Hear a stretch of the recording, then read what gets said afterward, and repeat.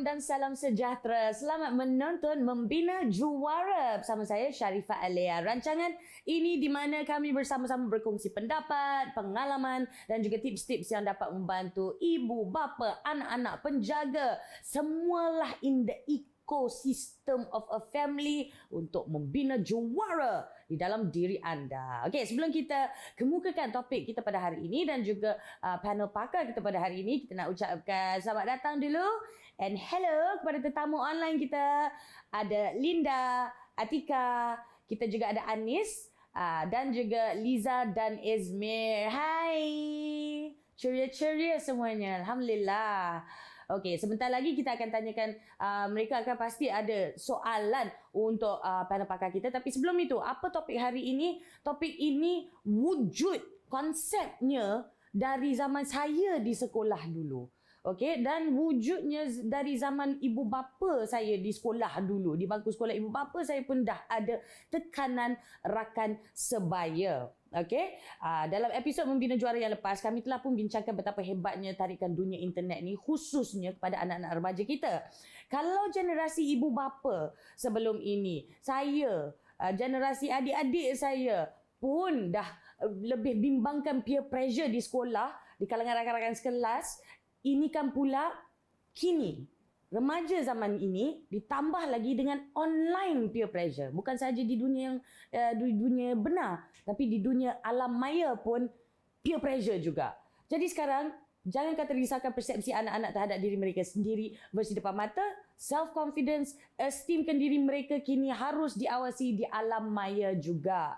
Malang sekali peer pressure yang dirasakan mereka online adalah sangat sukar untuk diawasi dan diurus kalau dibandingkan dengan peer pressure yang kita nampak di depan mata. Kajian menunjukkan golongan belia dan remaja kini menghadapi lebih cabaran dengan isu body image, body dysmorphia, depression, cyberbullying berbanding generasi sebelum ini yang berpunca dari offline dan online peer pressure.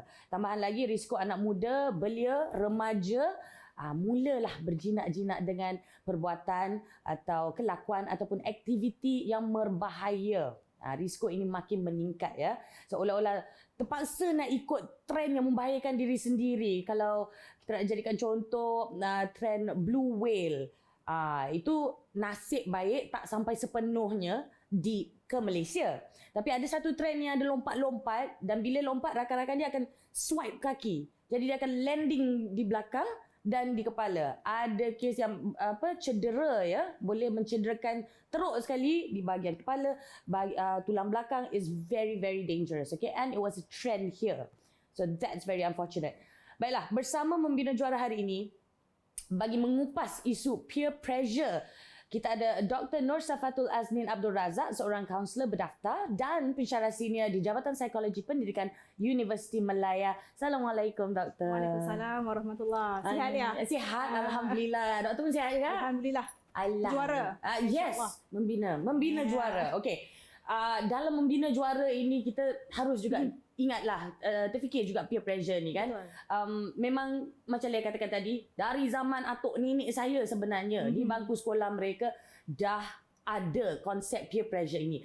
Mungkin doktor boleh terangkan sedikit kepentingan ataupun kita punya macam our desperate need to fit in tu di kalangan rakan sebaya kita tu. Baik. Terima kasih Alia atas soalan tersebut. Bila kita bincang berkenaan dengan peer pressure ataupun kita panggil tekanan rakan sebaya, betul Alia katakan tadi dia bukan berlaku pada hari ini dah. Memang dah berzaman-zaman. Zaman Alia, zaman saya pun dah lalui. Bila kita sebutkan tekanan, konsep tersebut, sebelum kita nak tahu berkenaan dengan, kita kata kenapa sebenarnya tekanan ini wujud. Kita kena faham dulu konsep tentang perkembangan remaja itu sendiri. Supaya kita akan lihat daripada mana sebenarnya kita, kenapa remaja ni dia lebih terdorong untuk rasa macam nak tirulah gaya ataupun penampilan seseorang. Saya nak buatlah.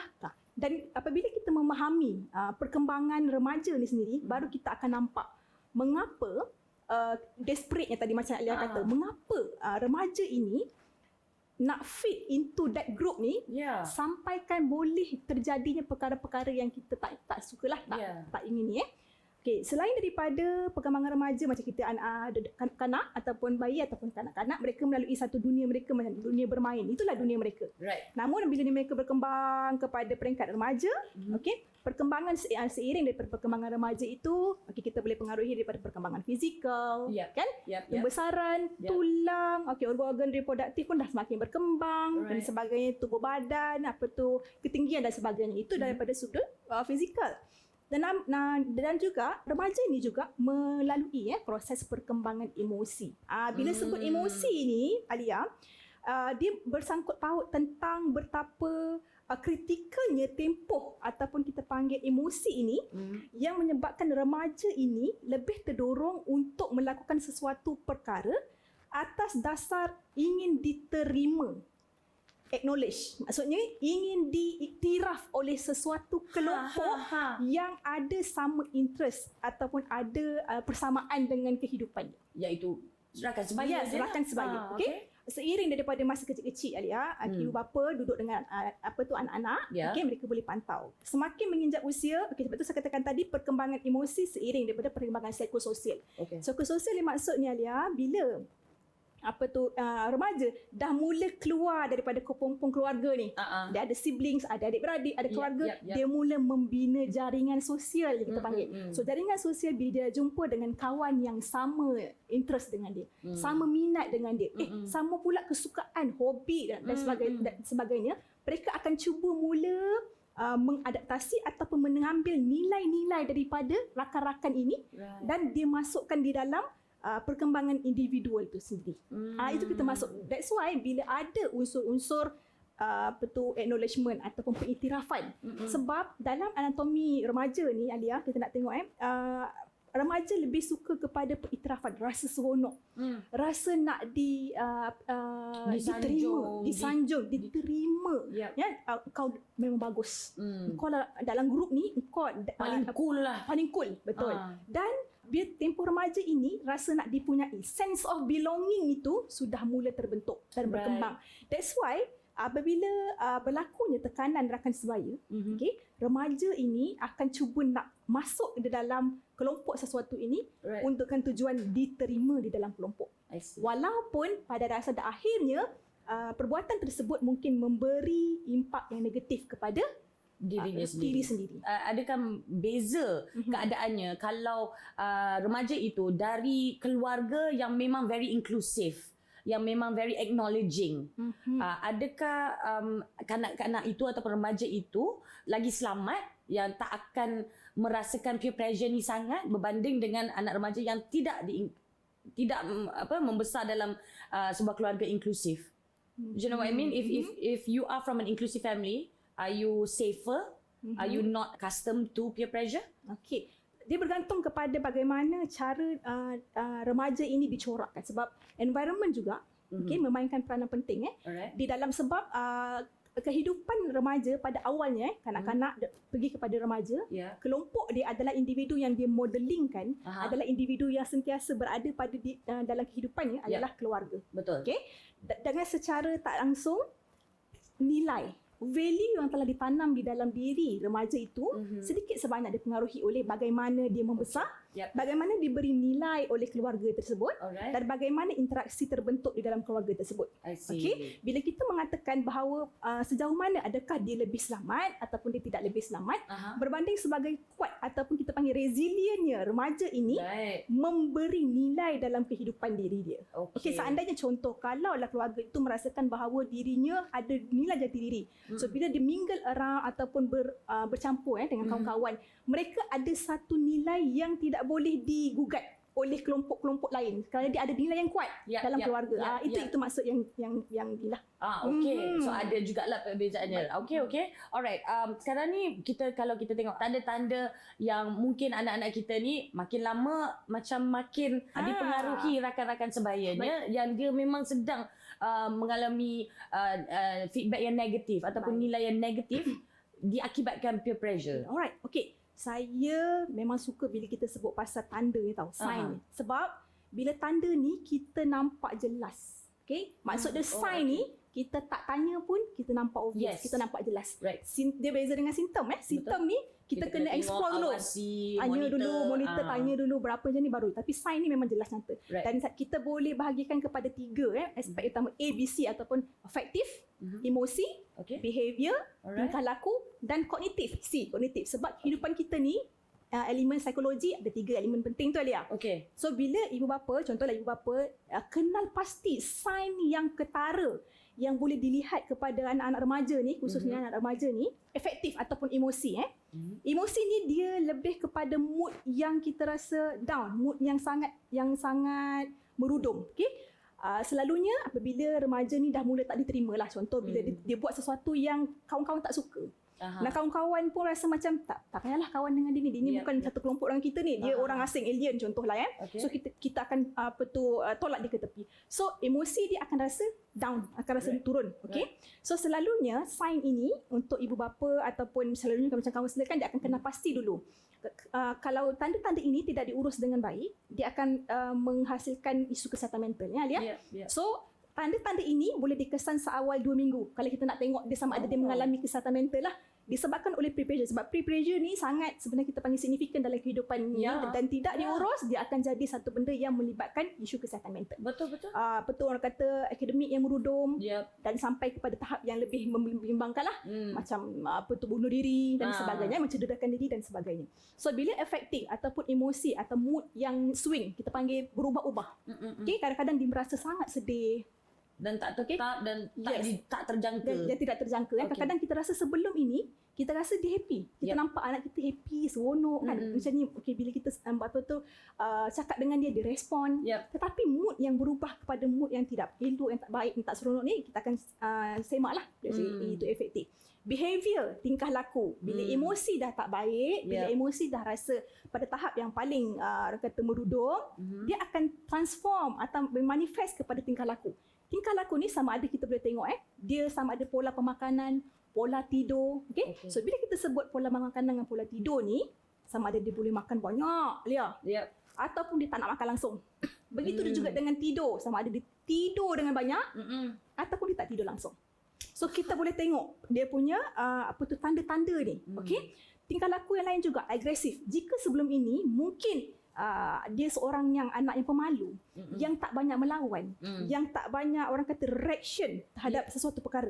Namun tiba-tiba dia akan jadi orang yang agresif. Sebab apa? Sebab mungkin dia nak repress ataupun kita panggil nak janakan perasaan marah dia. So dia akan bertindak agresif. Dan kognitif pula, bila kita lihat bahawa anak-anak ni rasa dia hopelessness. Dia tak ada harapan. Maksudnya kawan-kawan saya tak suka saya, I'm good for nothing. Oh no. Yes, sebab dia tidak terima dalam kelompok. Kenapa saya perlu berada di sini sedangkan saya tidak diterima? Something like that. So bila benda ni berlaku di pengulangan sekurang-kurangnya 2 minggu. So hati-hati ibu bapa kita kena tengok, kita kena kesan dan aware tentang sign ini. Bukan petanda saja, dia memberi satu makna supaya kita bersiap siaga ni untuk prevent ataupun kita cure anak kita daripada menjadi mangsa pre-pressure sebenarnya. Tapi bagus. Terima kasih doktor kerana you put it so easy. A, B, C. Kan? So, senang sikit nak tengok. Affective, behavior, kognitif. Kita shoot bahagian yang tertentu supaya kita dapat tahu dengan lebih jelas. Alright. So insyaAllah makin terbuka lah mata ibu bapa di luar sana and don't always be aware lah. Okay, kita sebenarnya ada banyak lagi soalan khususnya peer pressure sekarang ini yang makin lama makin, kalau kita tengok kan yang online yang lagi ketara. Effect dia, kelajuan dia, seseorang anak-anak kanak-kanak itu ataupun remaja itu. Tapi itu semua kejap lagi. Kita kena berehat seketika. Kembali bersama saya dan Dr. Syafa di Membina Juara.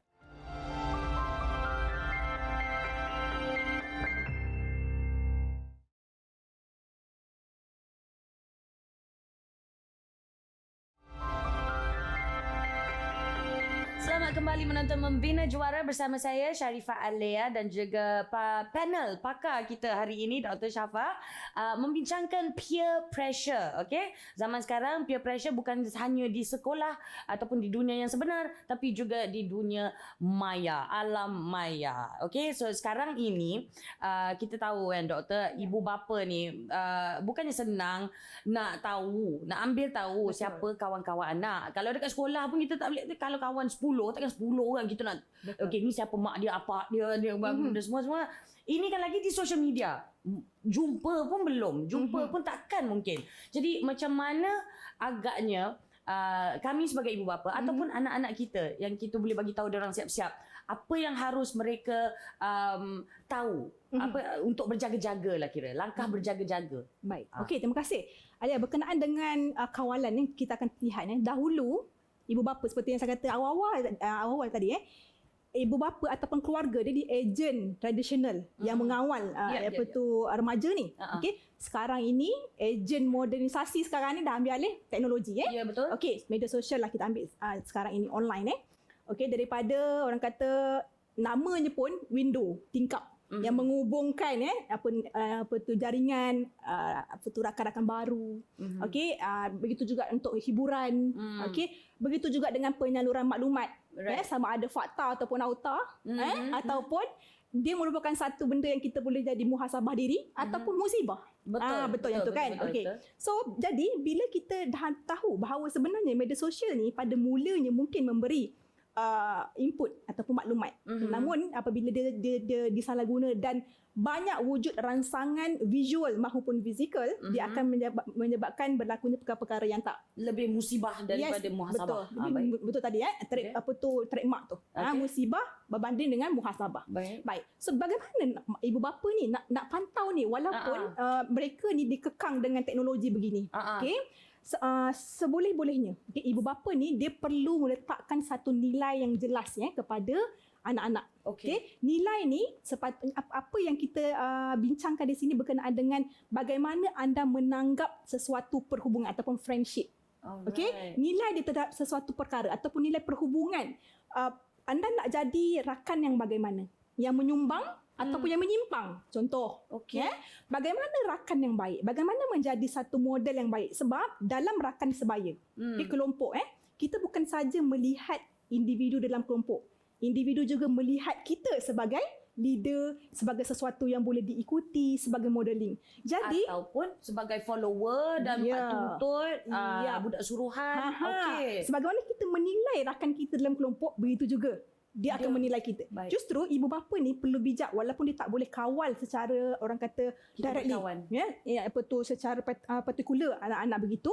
Langkah yang boleh diambil oleh ibu bapa letakkan nilai friendship yang bagaimana yang nak diterapkan kepada anak-anak. Right. Model ataupun anda nak jadi rakan yang bagaimana? Menyumbang ataupun rakan yang ikut menyimpang. Begitu. So bila anak-anak bila dia ada nilai yang baik dekat dalam diri dia, kawanlah. Bergaullah dengan sesiapa, namun nilai itu tidak boleh diubah dengan sesuka hati. So bila ada dapat pressure, tekanan daripada orang luar, sebab kawan-kawan ni tekanan bukan sahaja tekanan yang secara negatif, positif juga boleh jadi tekanan dan dia boleh berjana kepada pembinaan ataupun pembangunan personal growth individu. Namun bila nilai itu dia berbeza dengan orang, namun nilai itu susah untuk diubah kerana nilai murni itu sudah ada dalam diri anak-anak ataupun khususnya remaja. Right. Jadi bila anak-anak ni tahu, okey saya seorang rakan yang begini yang baik. Jadi saya mesti tunjuk model yang baik supaya orang lain di sekitar saya ini boleh menjadikan saya role model mereka. Instead kita meniru yang tak elok, mereka akan mengambil nilai yang baik pada diri saya. Yang baik pada kita. Saya sendiri pernah nampak yang bijak, yang confident, okey, yang sangat-sangat bagus di arena sukan ataupun pengawas sekolah. Betul. Pernah terjebak.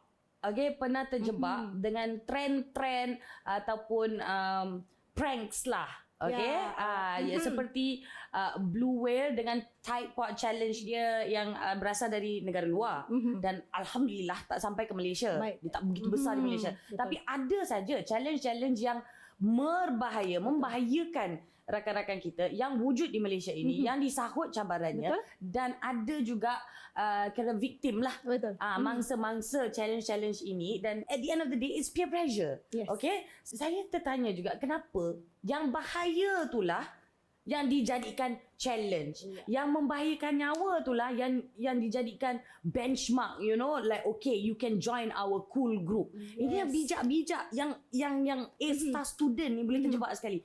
Kenapa yang bahaya? Yes, okay. Berbalik kepada isu yang saya bincang pada mula-mula tadi Alia. Bila wujud ada excitement, keterujaan, okay? Individu ataupun remaja ni, dia ada satu tahap di mana dia mengalami perkembangan kognitif yang menyebabkan dia rasa macam dia akan lebih benda yang memberi keseronokan, keterujaan, okay? Dari sesuatu yang kita merasakan bahawa memberikan satu kepuasan. Walaupun sebenarnya pada hakikat keseronokan itu mungkin berlangsung pada satu ketika dan ataupun tempoh masa yang sikit. Tidak mengambil kira ataupun tidak mengambil pertimbangan akan akibat dan risiko selepas berlakunya keseronokan yang tak seberapa tadi tu. Ya. Untuk berapa saat? Yes, kita rasa merana untuk bertahun-tahun. Betul. Bila kita merasakan bahawa wow, contohlah bila saya melihat bahawa wow, hebatlah Alia ni buat satu challenge begini, kita akan rasa macam why not aku cuba sesuatu benda yang sama seperti Alia ataupun lebih hebat daripada Alia. So bila dimomokkan ataupun stimulus, rangsangan itu wujud, tidak kira academician ke, bijak pandai ke, kerana emosi itu ada. Perasaan dan kognitif supaya sama level ataupun lebih tinggi level challenge-nya supaya dia diiktiraf. Wow, sebenarnya ada orang lebih hebat daripada individu yang lain untuk melakukan challenge tersebut.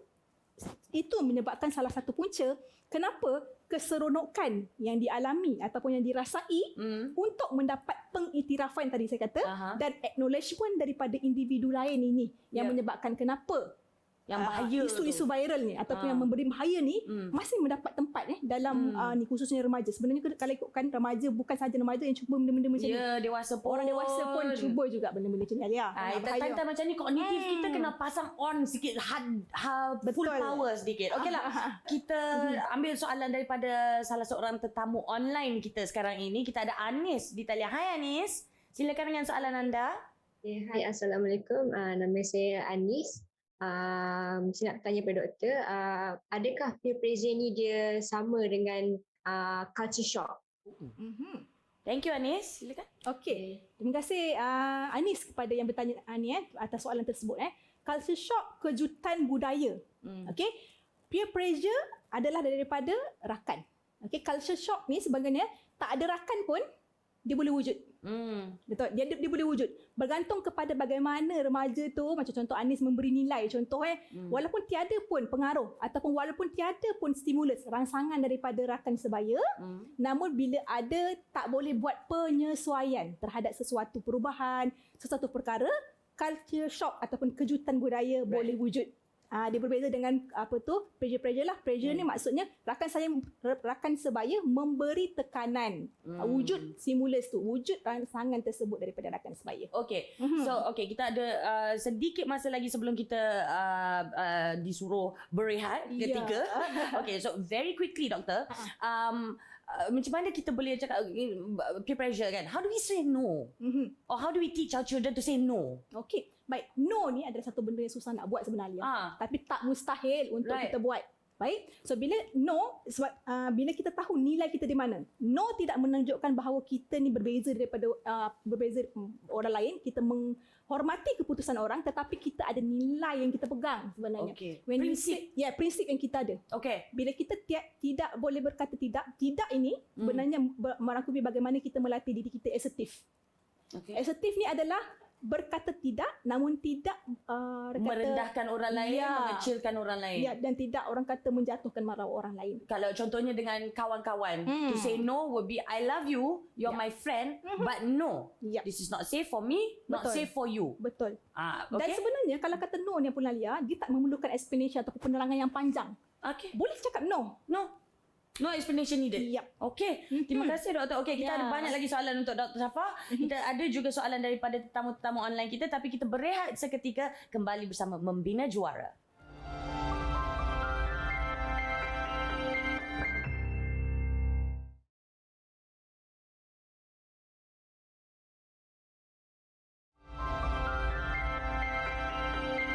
kembali menonton Membina Juara bersama saya Sharifah Alia dan Dr. Safa. Panel pakar kita pada hari ini membincangkan peer pressure ataupun tekanan rakan sebaya. Baiklah, tetamu online kita ada soalan. Kita bersama dengan Puan Linda dan anaknya Atika. Silakan. Hai, Assalamualaikum. Saya ada nak tanya soalan, macam mana kita as a parent nak menasihati anak yang terlalu mengikut trend sekarang? Yang terlalu ekstrim. Sometimes diorang beli, terpaksa nak membeli barang-barang yang contoh macam dia minat Korea. So, they beli all those merchandise semua. So, benda tu kita as a parent kita tahu benda tu tak mendatangkan faedah. So, macam mana kita nak menasihati anak kita? Kira macam this is a luxury ya. It's not something you need. Macam mana kita nak bagi tahu mereka tanpa yalah melukai ego mereka. Baik. Okey, terima kasih di atas soalan tersebut. Okey, berkenaan dengan bagaimana kita nak menasihati anak-anak ni untuk kita rasa itu tak boleh, ini tak boleh. Remaja, okey, sebagai kita tahulah perlu diberitahu dengan orang kata jelas mengenai fakta. Contohlah okey, apa yang ekstrim itu, sejauh mana perkara-perkara ekstrim itu bagi mudarat kepada anak-anak. Jadi apabila ibu bapa dapat menerangkan sejauh mana trend yang diikuti oleh anak-anak itu memberi kesan kepada satu perkara, dia akan boleh dipertimbangkan oleh anak-anak. Contoh, kenapa beli barang melebihi had? This is the orang kata benefit ataupun this is the kita panggil consequence lah daripada kita beli. So bila kita pertimbangkan dengan fakta dan sesuatu yang jelas atau konkret di depan anak-anak, remaja ni khususnya, mereka akan mula memberi pertimbangan sejauh mana trend ini perlu diikuti sehingga orang kata masih lagi dalam landasan yang betul. Itu sebenarnya kena ada fakta tersebut sejauh mana perkara yang ekstrim tersebut kita tak boleh sekat sebab memang itu adalah sesuatu benda yang normal dah sekarang. Trend ikut kita. Kita pun pernah ada trend dulu kan? Kan zaman-zaman kita. Kita pun kan dengan CD pun banyak-banyak lagi kan. Ini zaman-zaman mereka perlu disedarkan dengan orang kata perkara-perkara yang konkret, yang lebih jelas. Pro and con daripada setiap tindak tanduk yang dilakukan. So basically dalam keadaan ini saya rasa boleh kita bawa bincang dan terus terang. Macam dengan anak-anak saya 12 tahun menggilakan K-pop juga. Tapi saya cakap okey, kalau nak merchandise ni sorry tak ada duit. Apa lagi? Macam mana lagi you boleh ikut trend ni? Ada kata seorang anak saya okey, I nak belajar bahasa Korea. Boleh. Itu tak ada masalah. Betul. You know what I mean or not? Sebab in the long run dia juga untung. So okay. So we had that discussion lah. Thank you Puan Linda. Okay, anaknya pula Atika, soalan anda. Hai, Assalamualaikum. Saya nak tanya, apakah kesan buruk jika kita mudah terikut pada rakan sebaya yang tidak sihat? Okey, soalan tu memang straight to the point. Okey, jawapan dia adalah bila kita terpengaruh dengan perkara-perkara yang buruk ni, okey, kita akan membawa kepada kehidupan kita yang kita tahulah daripada sebelum ni elok kepada sesuatu benda yang tidak elok lah berkaitan dengan kualiti kehidupan kita. Okey, academic performance sebagai contoh. Daripada yang bagus kepada yang tak bagus. Merosot. Okey. Begitu juga dengan tindakan-tindakan tidak tersesuai. Tak tersesuai ni contoh-contohlah pengambilan barang-barang terlarang. Okey, trend-trend yang sebenarnya memberi mudarat kepada kehidupan kita ya. Dan pada masa yang sama apabila kita menjadikan rakan sebaya ini sesuatu benda yang ikutan yang tidak baik, kita mula mengasingkan diri. Kita isolation daripada keluarga kita. Itu sebenarnya yang paling ditakuti. Bila dah jauh dengan keluarga nak dapatkan balik pengawalan itu dah menjadi satu benda yang lebih sukar lah. Supaya kita dah hilang sesuatu benda yang sebenarnya keluarga merupakan satu sokongan yang kuat sebenarnya. Dia menjadi akar untuk kita ataupun remaja ini menilai setiap kata tindak tanduk dia. Kalau dah hilang begitu, susah sikit lah untuk kita dapatkan kembali kita panggil sistem sokongan. Untuk ecosystem, that trust and that love and that care. Okay, so Dr. Safa sebagai ibu bapa ataupun penjaga lah, probably elder siblings juga kadang-kadang. Macam mana kita boleh bantu remaja sekarang ini? Contohnya, I cakap sibling sebab saya, beza saya dengan adik saya 12 tahun. Oh, jauh. So, you know, we see what we went through and we don't want them to make the same mistake. Macam mana kita boleh bantu mereka memilih kawan yang lebih membawa lebih positivity, nilai ke kelakuan ke. Okey, saya suka dengan soalan ni bila kalau macam contoh jurang tu kita dah lalui lebih lama berbanding dengan golongan bawahan kita. Yes, kita dah melalui. Kita lagi pandai, betul. tapi we've been through it. Ya, kita dah lalui dah pengalaman tu, dah kita rasa macam adik jangan lalui perkara. Jangan begitu, jangan. Okey, bila kita dah tahu begini, saya suka kadang-kadang bila saya mingle dengan klien kan, kadang-kadang bila zaman kita, zaman remaja ni, kita pernah nak ada perasaan nak orang terima kita, orang sayang kita.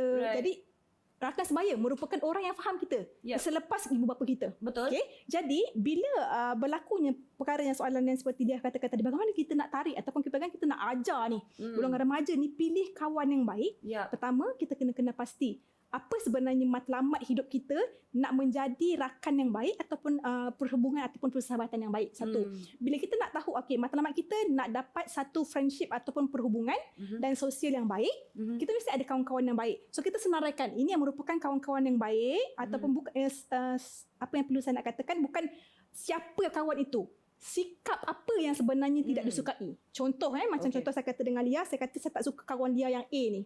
Saya tidak menyuruh dia kata jangan berkawan dengan yang ini. Tapi saya lebih kepada sikap apa yang tidak disukai oleh rakan ini, supaya dia reflect dan pertimbangkan. Sikap ini tidak perlu diteruskan di dalam perhubungan. So dalam erti kata lain, you need to find another friend ataupun kita perlu cari rakan-rakan yang baru, kelompok lah daripada another.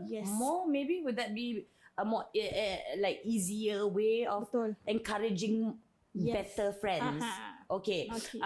Contohnya kawan A ni tak berapa nak minat sangat, dia perangai dia macam kayak itu, tapi kita tahu dia minat ke budak ni, dia nak berkawan dengan budak ni sebab dia cool. Dia cool, dia lawa, dia best, kan? Boleh ke kalau kita, I like her, she's okay, but she doesn't focus on the studies much, kan? Boleh ke kalau macam tu? Adakah itu dikategorikan memburukkan anak-anak remaja lain? You know what I mean? That's why tadi saya katakan tadi, bila kita ada satu nilai pada diri kita, kan, ataupun kita lihat contoh-contoh yang baik, yang apa yang kita akan lihat pada orang lain, sebagaimana orang melihat kita begitu, jadi kita akan mula mempertimbangkan. Okay, nilai positif yang mana yang akan menjadi kehidupan yang ikut acuan kita, nilai negatif mana yang tidak kena dengan nilai kita, yang perlu kita ketepikan. Okay, mungkin kita masih lagi berkawan dengan satu kelompok yang ini, tetapi kita tidak menerapkan nilai-nilai yang kurang bertepatan dengan nilai kita. Okay, sebab lumrah kehidupan kita berkawan, ada sesuatu mungkin sikap, sifat yang mungkin tidak bertepatan dengan nilai kita. Namun tidak semestinya kita meninggalkan kelompok tersebut untuk mencari kelompok yang 100% sama dengan nilai kita. Memang takkan jumpa. So bagaimana kita mengadaptasi, mengambil, absorb, menyerap nilai positif untuk kita lebih baik daripada yang sebelumnya, dan kita menyebar luas nilai positif kita kepada kelompok itu. Kemungkinan kelompok tersebut dia ada nilai yang negatif. Bila dia tengok kita banyak nilai positif, dia ambil nilai positif kita untuk spread dalam kelompok tersebut. Menjangkit. Berjangkit. Aura positif tu kena sebar-sebar kali. Yes, kan? Betul. Itu adalah satu benda yang harus berjangkit. Berjangkit. Alright.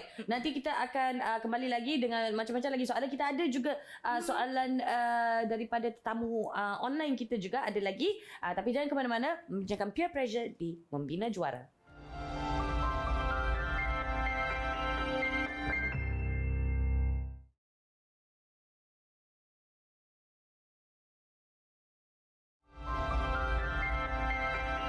Selamat kembali menonton Membina Juara. Topik dalam episod ini, peer pressure, tekanan rakan sebaya. Bersama saya Sharifah Alia dan juga panel pakar kita pada hari ini, Dr. Syafa. Okey, sekarang kita bersama dengan Liza dan Izmir, tetamu online kita. Silakan dengan soalan anda. Terima kasih Lea. Assalamualaikum doktor. Tadi doktor ada highlightkan tentang trend kelakuan remaja bila dia dipengaruhi oleh rakan sebaya. Jadi saya sebagai ibu bapa, saya nak tahu apakah perkara pertama yang patut kita lakukan kalau kita nampak trend-trend ni. Sebab kita banyak perkara yang boleh kita lakukan, tapi apa perkara pertama yang mesti kita buat dulu? Terima kasih Puan atas soalan tersebut. bila kita nak kena pasti ataupun begitu, kita kena tahu dulu tanda-tanda sebenarnya ya.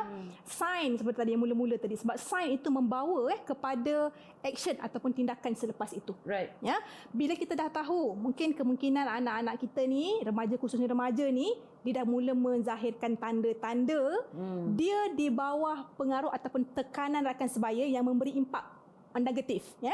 Sign ini ataupun tanda yang kalau positif, baguslah. Contohnya kita boleh teruskan memastikan bahawa anak kita dalam keadaan yang baik. Namun jika tanda-tanda ini dapat dikenal pasti lebih menjurus ke arah negatif, maka tindakan susulan akan dilakukan. Bila Puan tanya tadi, apa perkara pertama? Kenal pasti. Aware. Maksudnya kita kena sesibuk mana pun kita rasa macam tu kan, kita mesti akan, ibu bapa dia mesti akan tak sedikit sebanyak dia akan perasan perubahan anak. Right. Kan? Walaupun sikit ataupun banyak, dia mesti perasan perubahan anak tersebut. Jangan ambil mudah tentang sign atau tanda-tanda yang menyebabkan anak-anak ni mungkin terjerumus ataupun remaja dalam kategori pengaruh yang tidak baik. Baik. Ya, itu langkah pertama. Kenal pasti. Ya, betul juga. Tanda Sebab sign tersebut. Ya, kalau misalnya kata tanpa mengenal pasti, kita cepat meletak lah contohnya kan. Daripada benda yang positif akan terjadi benda yang negatif. Remaja kan? Betul. Kita ada sebut jadi ego dia ada sedikit tinggi kan. Which is fine. Okay. Soalan dari anaknya. Esme pula. Silakan. Apa khabar doktor? Saya nak tanya, apakah cara yang paling terbaik untuk mengatasi tekanan rakan sebaya, terutamanya dalam online classes, especially in this situation? Baik, soalan yang baik. Online classes sangat relevan dalam isu sekarang ini. Bila kita sebut PDPR ataupun online classes kan, bukan sahaja golongan remaja yang terkesan sebenarnya. Semua cikgu, ibu bapa pun terkesan ya. Okey, namun bila kita nak kata bagaimana nak mengatasi tekanan rakan sebaya dalam PDPR. Sebab PDPR ni kadang-kadang kita ada satu perkara yang kadang-kadang ada individu ataupun remaja dia tak sama dengan remaja yang lain. Ya, betul. In terms of contoh dalam keadaan tahap pemahaman. Tahap pemahaman pertama, kemudahan yang dimiliki, baik, ya, ataupun self esteem yang berbeza-beza. Right. Bila kita dalam online, kemudahan yang pertama sekali, kemudahan contohlah saya ada saya ada gadget sendiri. Saya pula kena pinjam. Betul. Dia ada yang lebih pinjam. Jadi mereka kata kenapa begini? So itu akan menyebabkan self esteem esteem sendiri dan minat untuk belajar tu dah mula merudum. Itu satu. Belum lagi dengan tahap perbezaan pemahaman dengan rakan-rakan. Dia lebih mudah faham. Saya ni nak 3-4 kali baru nak faham. Betul? Dia akan menunjukkan satu orang kata jurang di situ. Betul. Apa yang perlu dimainkan, macam mana kita nak cara nak mengatasi. Kita kena pasti dulu apa kelemahan kita. Sebagai seorang pelajar, bila kita tahu kekurangan kita dari sudut-sudut kemudahan, kita cuba untuk menampung kelompangan itu dengan cara mungkin kita akan kita panggil tambahkanlah kemudahan-kemudahan tersebut. Wujudkan environment yang kita panggil selesa untuk belajar dan sebagainya itu. Dan apabila kurangnya atau kita panggil jurang kefahaman antara remaja ini menyebabkan kadang-kadang kita rasa malu nak bertanya dalam kelas kan. Contoh macam tu. Bagaimana nak mengatasi masalah tersebut?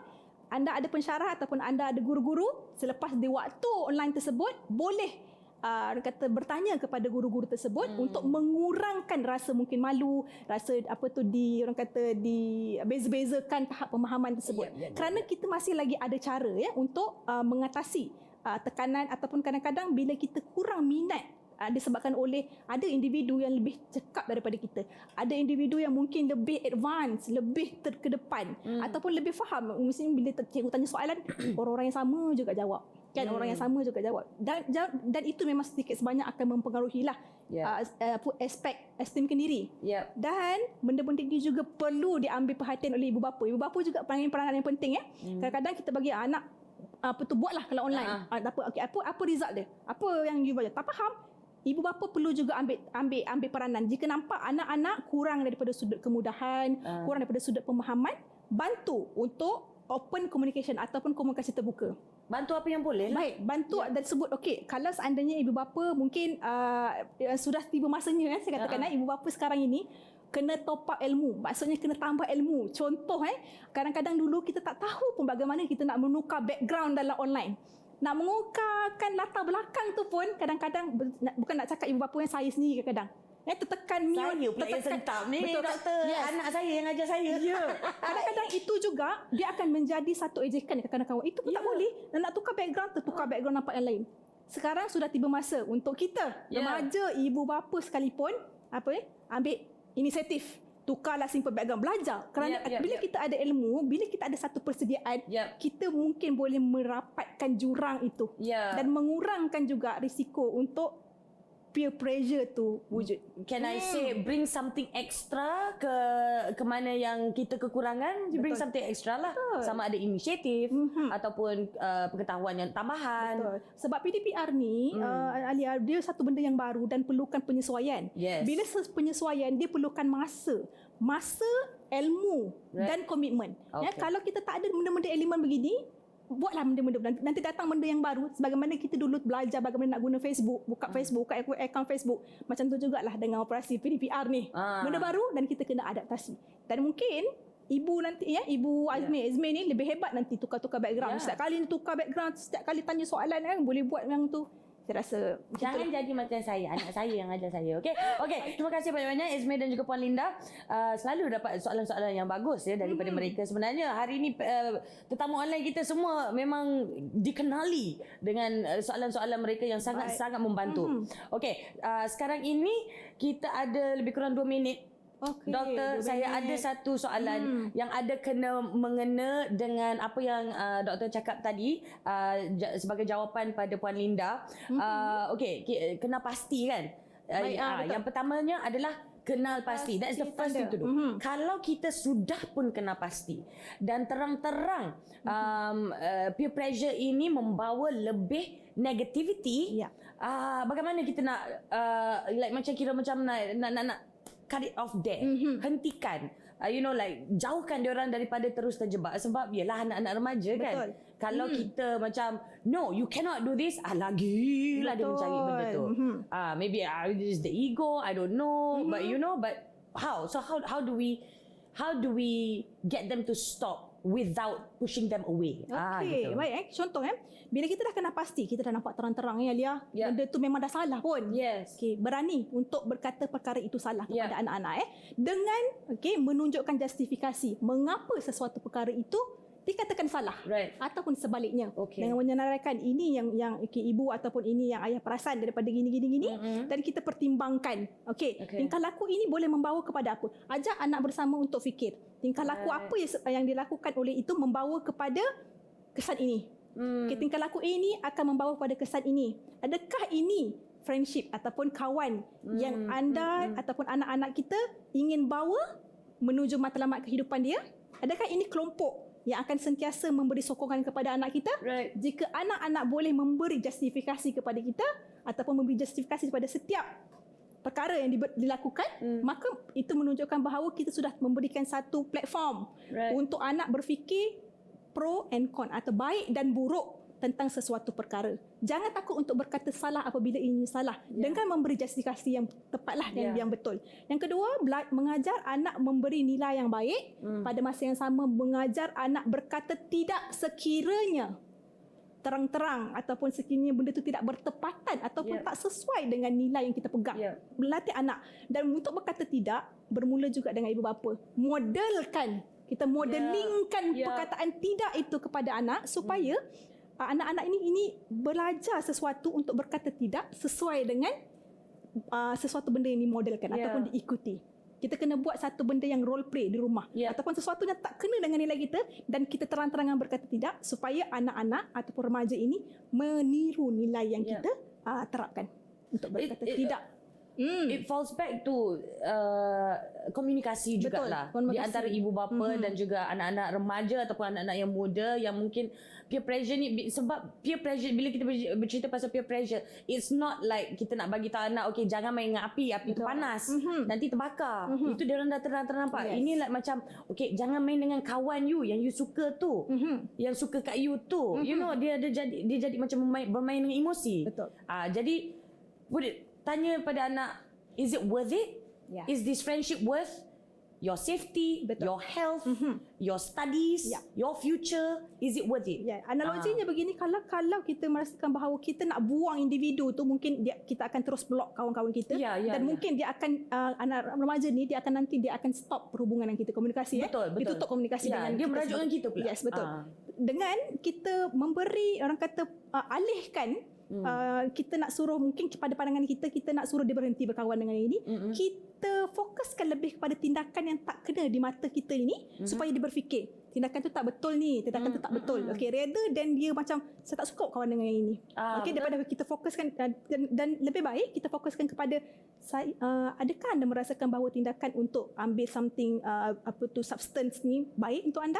Kita pertimbangkan supaya dia berfikir bahawa baik, nanti datang pun kelompok yang mungkin sama melakukan perkara begitu, dia dah tahu dah nak buat apa. Alright. Ditinggalkan ke kelompok tersebut tanpa kita merasakan you tak boleh kawan dengan ni. Tak payah cakap, dia Apa dah yang tahu. cakap dah tahu. Okay. Kerana dia dah ada nilai di situ. Baik, alright. So sekarang sila list down, okay? Nilai-nilai yang patut dijauhi dan patut didekati bila memilih rakan sebaya. Ini bukan ibu bapa yang bagi tahu tau. Ini mereka sendiri patut tahu. Baik, nilai sebenarnya yang paling positif kan dua. Saya bagi nilai positif. Positif. Okey, nilai untuk menyumbang. Menyumbang ini ke arah kebaikan. Okey. Encouragement. Right. Okey. Sentiasa fikir dalam diri untuk memberi sumbangan ke arah kebaikan. Right. Baik. Somebody who we can encourage and who can encourage us. Yes. Okay. Okay. Yang kedua adalah satu benda untuk kejujuran. Okay. Ataupun nilai yang jujur. Sebab kalau kita nak melihat bahawa kawan sebaya, kejujuran bermakna kita boleh bertahu dengan dia kalau dia buat salah. Itu kita jujur dengan dia. Sincere. Ada nilai kejujuran di situ. Nilai-nilai ini yang perlu diterapkan. Okay. Kalau seandainya kawan kita salah, kita mampu untuk berkata salah kepada kawan kita. Dan kalau kita salah, dia mampu untuk jujur dengan kita juga. Untuk katakan salah. Tanpa kita tiru. Baik. Kan? Semata-mata untuk diiktiraf. Baik. Dan nilai-nilai yang kita rasa negativity, jangan dekat adalah nilai adalah membawa kepada keburukan. Apa sahaja benda yang bawa keburukan, menjatuhkan maruah, berjinak-jinak dengan perkara yang berbahaya. Ya, betul. Yang mendatangkan memudarat kepada diri sendiri. Itu adalah nilai-nilai yang kita panggil musibah. Ya, membawa musibah kepada kehidupan kita. Ya? So pilih yang muhasabah, bukan yang musibah. Ya. Alright. Terima kasih banyak-banyak doktor. Sama-sama. Dan insyaAllah kita akan jumpa lagi masa mencemburi kita. Jadi kalau anda ada apa-apa komen, feedback ataupun nak bertanya apa-apa, nak tahu apa-apa lagi lebih detail, silalah ke laman media sosial kami yang tertera di bawah sini. Dan kita jumpa di episod hadapan, insya-Allah. Ini Membina Juara. Saya Sharifah Alea. Assalamualaikum. Bye-bye.